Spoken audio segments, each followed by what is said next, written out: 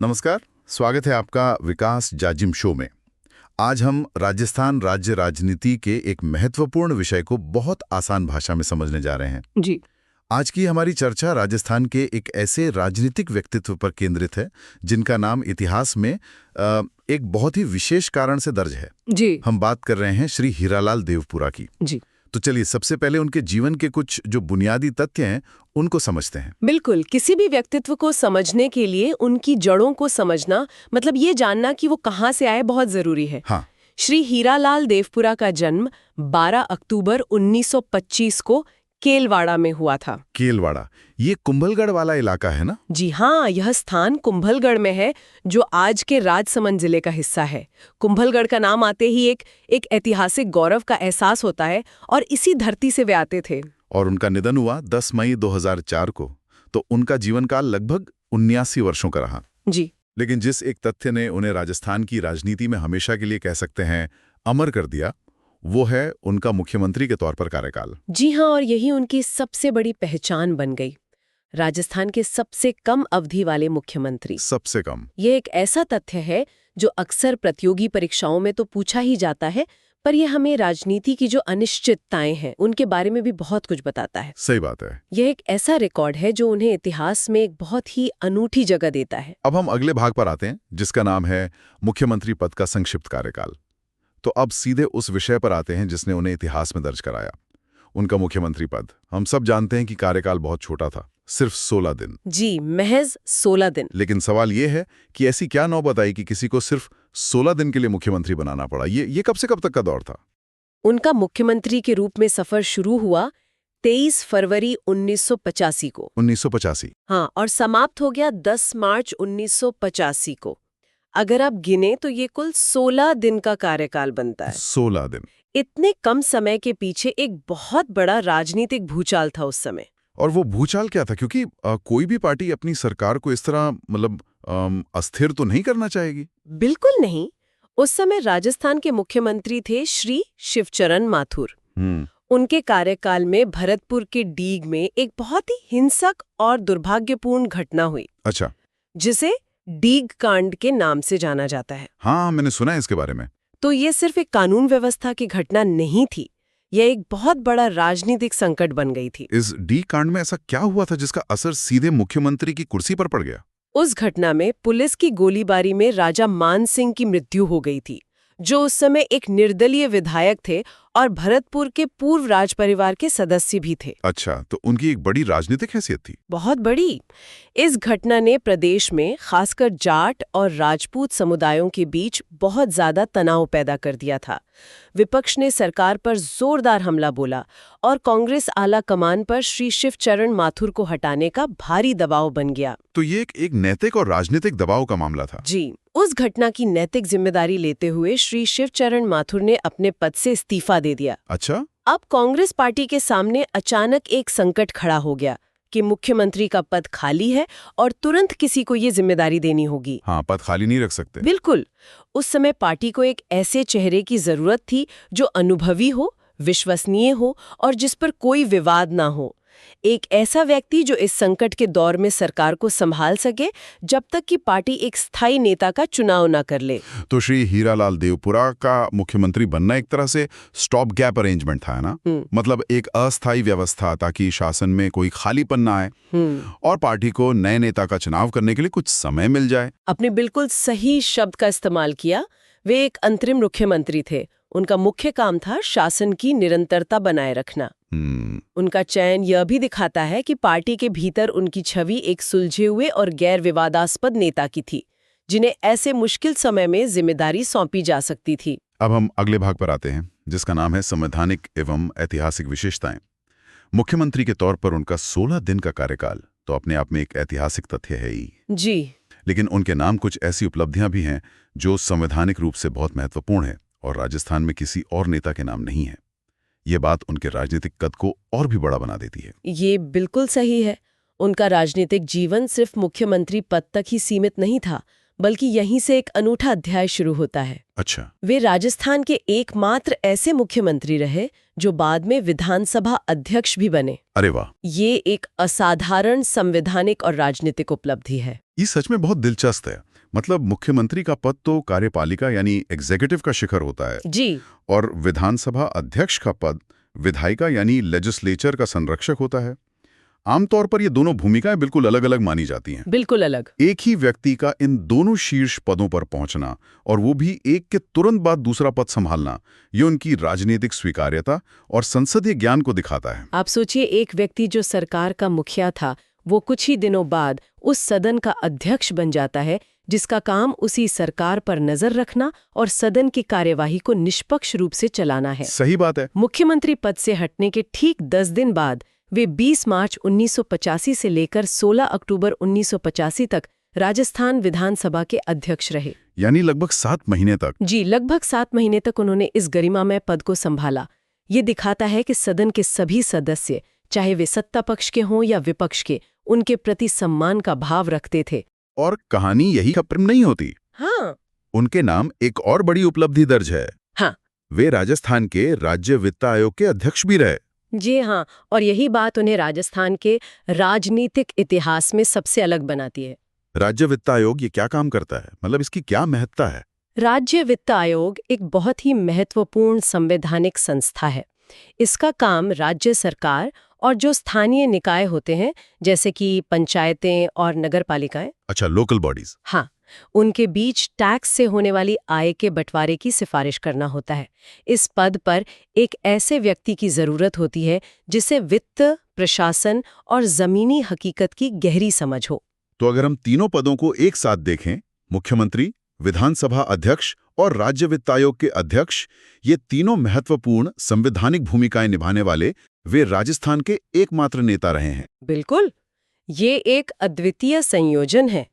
मुख्यमंत्री के रूप में कार्यपालिका का अनुभव, विधानसभा अध्यक्ष के रूप में विधायिका का अनुभव और वित्त आयोग के अध्यक्ष के रूप में वित्तीय मामलों का अनुभव। तीनों क्षेत्रों का अनुभव। हाँ, इन तीनों क्षेत्रों का शीर्ष अनुभव रखने वाले वे राजस्थान के एकमात्र राजनेता हैं।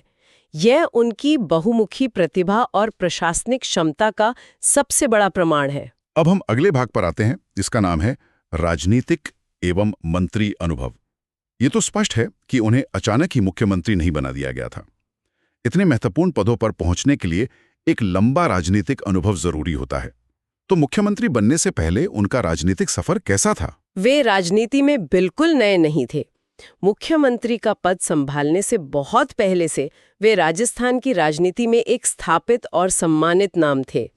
वे भारतीय राष्ट्रीय कांग्रेस से जुड़े एक वरिष्ठ नेता थे और मुख्यमंत्री बनने से पहले वे राजस्थान सरकार में कई बार मंत्री के तौर पर कार्य कर चुके थे। अच्छा, तो मंत्री भी रह चुके थे? जी, कई बार। मंत्री के तौर पर उन्होंने किन-किन महत्वपूर्ण विभागों का काम संभाला था? क्योंकि इससे उनकी प्रशासनिक समझ का पता चलता है। उनका अनुभव बहुत व्यापक था। उन्होंने राजस्व, शिक्षा और कृषि जैसे बहुत ही महत्वपूर्ण विभागों का दायित्व संभाला था। ये तो सब बहुत ही कोर डिपार्टमेंट्स हैं। बिल्कुल। अब इन विभागों के महत्व को समझिए। राजस्थान जैसे राज्य में, जहां एक बड़ी आबादी कृषि पर निर्भर है, कृषि मंत्री होना एक बहुत बड़ी जिम्मेदारी है। सही बात है। राजस्व विभाग सीधे तौर पर जमीन और प्रशासन से जुड़ा है और शिक्षा विभाग तो प्रदेश के भविष्य की नींव रखता है। इन मंत्रालयों को संभालने का मतलब है कि उन्हें प्रदेश की जमीनी हकीकत की बहुत गहरी और व्यावहारिक समझ थी। तो ये अनुभव ही था जिसके कारण पार्टी ने संकट के समय में उन पर भरोसा किया होगा। निश्चित रूप से। 1985 में जब शिवचरण माथुर के इस्तीफे के बाद एक संकट की स्थिति उत्पन्न हुई, तो पार्टी को एक ऐसे ही अनुभवी और भरोसेमंद चेहरे की जरूरत थी। उनका मंत्री के रूप में सफल कार्यकाल ही उनकी प्रशासनिक काबिलियत का आधार था, जिसके बल पर उन्हें पहले मुख्यमंत्री और फिर विधानसभा अध्यक्ष जैसी महत्वपूर्ण भूमिकाएं दी गईं। अब हम अगले भाग पर आते हैं, जिसका नाम है विधानसभा प्रतिनिधित्व और व्यक्तित्व। हर नेता अपने क्षेत्र की आवाज होता है, जहां की जनता उसे चुनकर विधानसभा भेजती है। वे किस क्षेत्र से विधायक बनकर आते थे? उनका विधानसभा क्षेत्र कुंभलगढ़ रहा, जो राजसमंद जिले में आता है। अच्छा, जहां उनका जन्म हुआ था वहीं से? जी, यह वही क्षेत्र है जहां उनका जन्म हुआ था, यानी केलवाड़ा भी कुंभलगढ़ का ही हिस्सा है।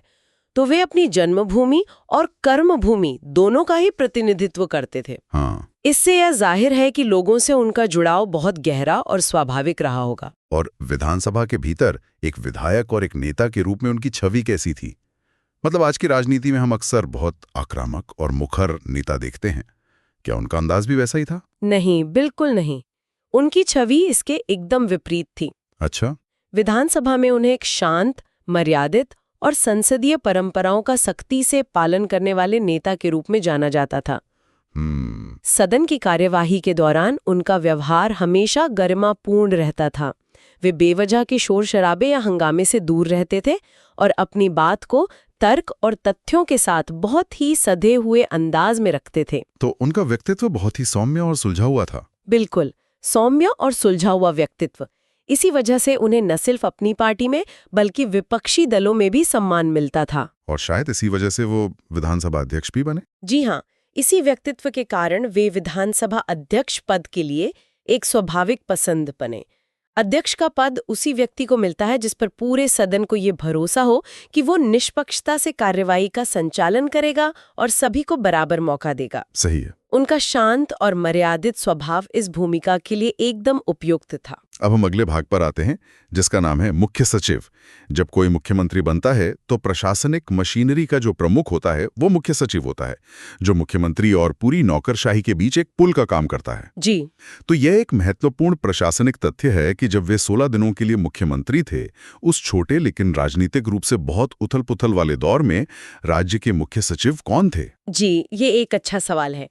हीरालाल देवपुरा के उस 16 दिवसीय मुख्यमंत्री कार्यकाल के दौरान राज्य के मुख्य सचिव थे श्री आनंद मोहन लाल। आनंद मोहन लाल। जी। मुख्य सचिव का पद राज्य के प्रशासन में सबसे बड़ा पद होता है और मुख्यमंत्री के साथ उनका तालमेल सरकार चलाने के लिए बहुत जरूरी होता है। तो श्री आनंद मोहन लाल के लिए भी वो दौर प्रशासनिक रूप से काफी चुनौतीपूर्ण रहा होगा।